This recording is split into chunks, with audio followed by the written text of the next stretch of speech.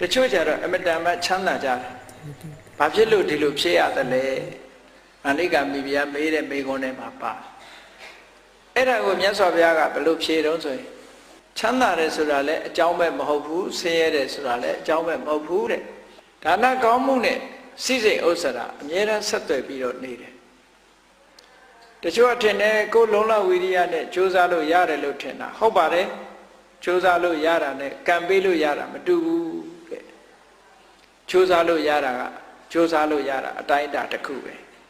ကံပေးလို့ရပြီဆိုရင်အတိုင်းအတာတစ်ခုတဲ့ပို့တယ်ပေါ့အဲ့တော့မလုတ်ခဲ့ရင်ကိုမခံစားရဘူးဆိုတာဟာ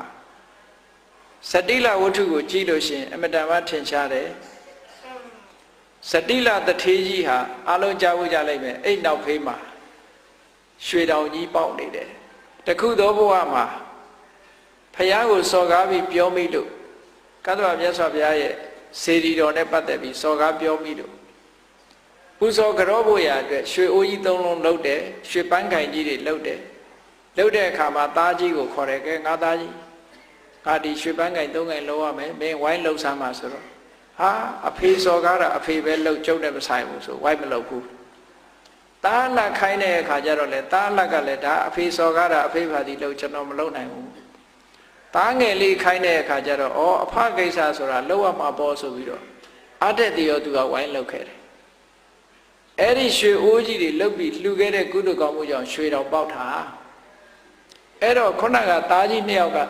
သူတို့မပါသေးတဲ့အတွက်ကြောင့်သားကြီးနဲ့သားလက်ကရွှေကိုဖဲ့လို့မရဘူးသူတို့အဲ့တော့စတိလတထေးကပြောတယ်မင်းတို့ငါသားကြီးနှစ်ယောက်ဒီရွှေတောင်ကမင်းတို့နဲ့မဆိုင်ဘူးတဲ့ငါသားငယ်လေးနဲ့ပဲဆိုင်တယ်အဲ့တော့သူပေးသမျှနဲ့ခြေလိုက်ကြပြီတော့လို့ဒီလိုပြောသွားတယ်အဲ့ဒါကကံပေးတာနော်အေးဒါကြောင့်ဘုလို့မြတ်စွာဘုရားကဒါနကောင်းမှုဒုဋ္ဌာကိုအကြောင်းပြုပြီးတော့လူတွေကချမ်းသာဒုက္ခရကြတာတဲ့မွဲတာကလှူလို့မွဲတာမဟုတ်ဘူးတဲ့မလှူခဲ့လို့မွဲတာများတယ်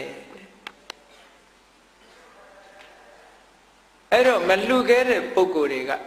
မွဲတည်ပြီးတော့လှူခဲ့တဲ့ပုဂ္ဂိုလ်တွေကချမ်းသာတာဖြစ်တယ်ပေါ့ဒါကိုဆိုလိုတယ်ပေါ့